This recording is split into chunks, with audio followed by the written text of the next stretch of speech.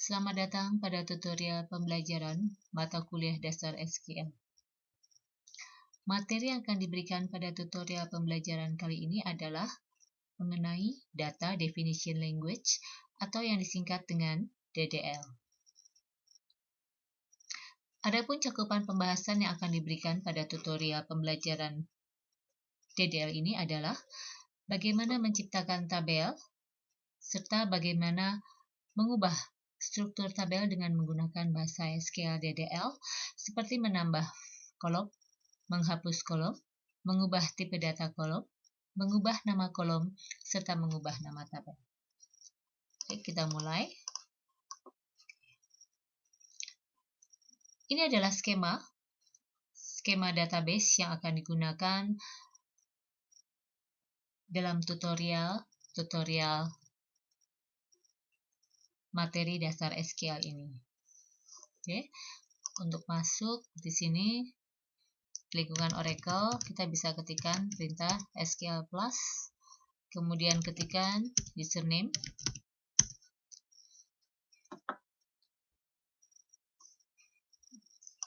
untuk mengetik perintah-perintah SQL lebih mudah apabila kita menggunakan Notepad. Tahap pertama, kita akan belajar bagaimana menciptakan tabel. Dan tabel yang akan kita ciptakan dalam latihan kali ini adalah tabel petugas. Oke, perintah untuk menciptakan tabel digunakan perintah create table, kemudian diikuti oleh nama tabelnya. Nah, kalau kita lihat di skemanya, tabel petugas ini memiliki 3 buah field, yaitu kode petugas, nama petugas, dan tanggal masuk. Oke, kita ketikkan di sini field-fieldnya, kode petugas. Untuk kode petugas kita berikan saja tipe datanya adalah karakter dengan panjang 5. Nama petugas kita berikan tipe datanya varchar 2 dengan panjang 20. Sedang tanggal masuknya tipe datanya adalah tipe data tanggal. Nah, untuk pembelajaran penciptaan tabel kali ini kita belum melibatkan primary key terlebih dahulu. Oke, kita blok ya. Kemudian kita pas di sini. Table created.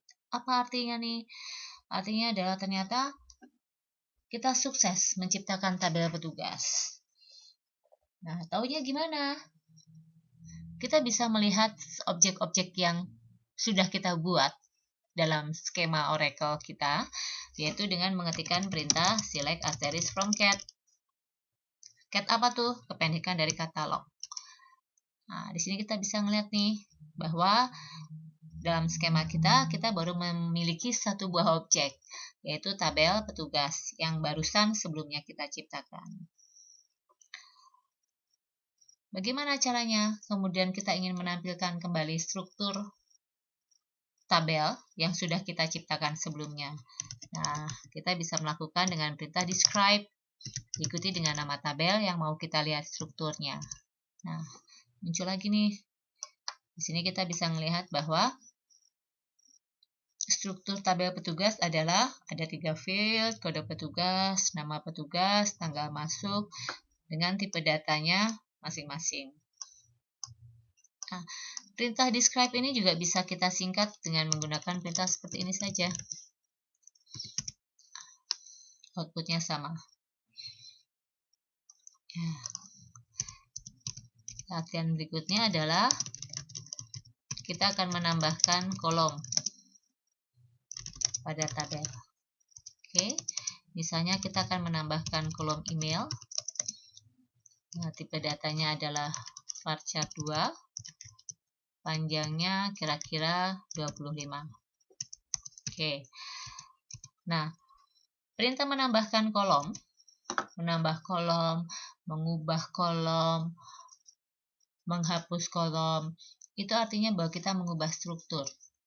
Nah, perintah untuk mengubah struktur dalam SQL itu kita menggunakan perintah alter tabel yang diikuti oleh nama tabel yang mau kita rubah strukturnya. Dalam hal ini adalah tabel petugas. Nah, gimana nih cara menambahkan kolom email? Kita bisa mengetikkan perintah alter tabel, diikuti nama tabelnya, kemudian perintah add, diikuti dengan nama kolomnya, kemudian tipe datanya, Kemudian kita kopikan, kita jalankan di sini. Nah, tabel alter yang artinya adalah strukturnya sudah berubah nih. Gimana cara tahunya untuk membuktikannya? Kita bisa.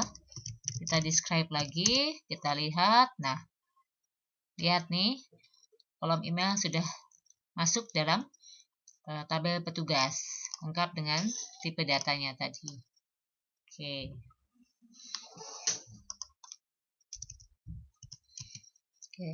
Berikutnya apa? Misalnya kita akan mengubah tipe data.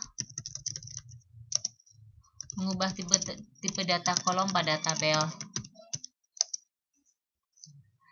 Apa yang mau kita ubah?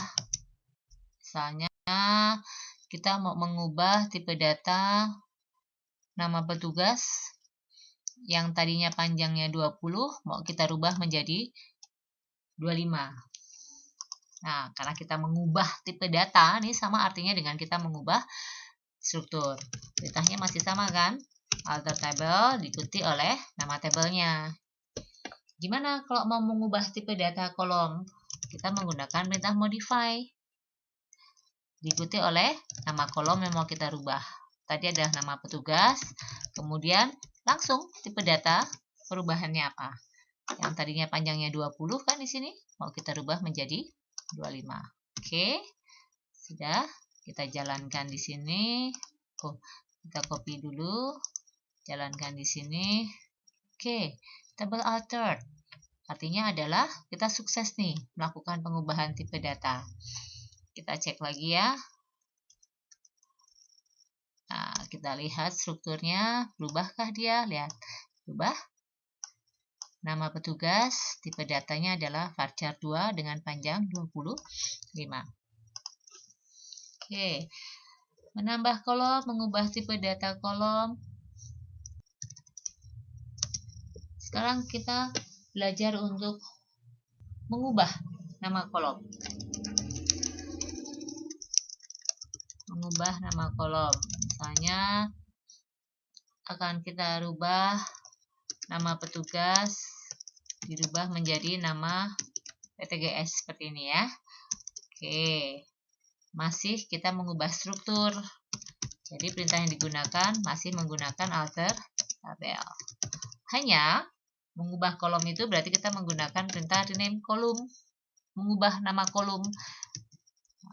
Kolom lamanya, kemudian kemudian kolom yang baru. Oke, kita coba ya.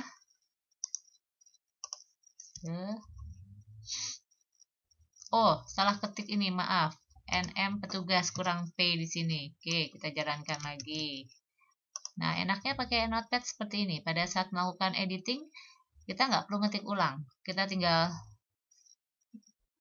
mengubah sedikit di sini. Kemudian kita pas lagi. Ya, tabel altered. Ya, kita cek lagi. Sudahkah dia berubah? Ya. Yang tipnya NM petugas menjadi nama PTGS. Oke, sudah berubah ya. Oke. Biar tidak membingungkan, biar nama fieldnya sama dengan skemanya, maka kita rubah kembali menjadi yang sebelumnya. Oke.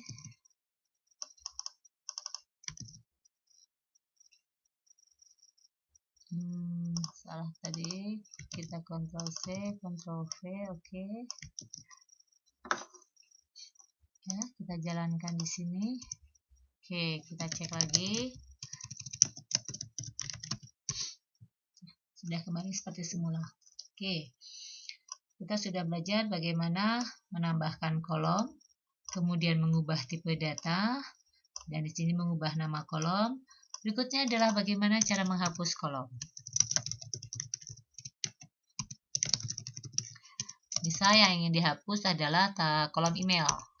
Ya, berarti masih sama, kita mengubah struktur, ketikkan alter table, diikuti nama tabelnya. Nah, untuk menghapus kolom, kita menggunakan perintah drop table, drop kolom. Ya, maaf, drop kolom diikuti oleh nama kolomnya. Sini email. Nah, sukses. Kita ketikkan lagi petugas. Ya, kolom email sudah terhapus.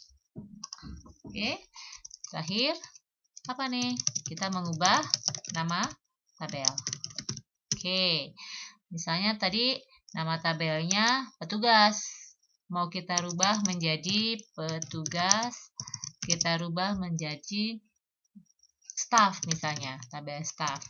Oke, kita rubah. Nah, perintah untuk mengubah tabel itu tidak sama dengan mengubah struktur tabel. Kenapa? Karena mengubah tabel, perintah mengubah nama tabel itu bukan berarti kita mengubah struktur. Jadi kita tidak boleh menggunakan perintah alter tabel.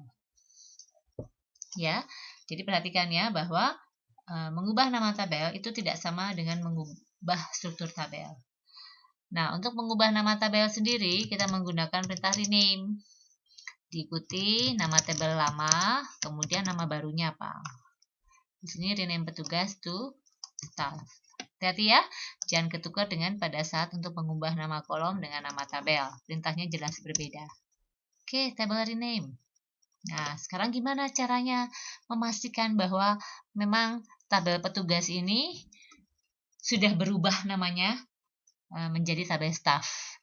Gimana cara melihatnya atau membuktikannya? Dengan perintah describe atau dengan perintah apa? Tentunya bukan dengan perintah describe, karena perintah describe ini digunakan untuk menampilkan struktur.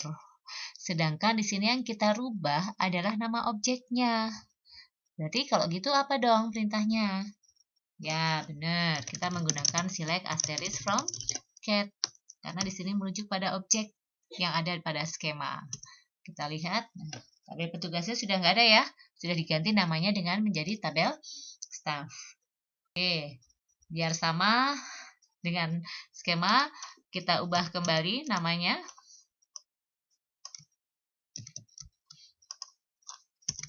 Biar sama dengan skema, kita rubah ini menjadi seperti semula.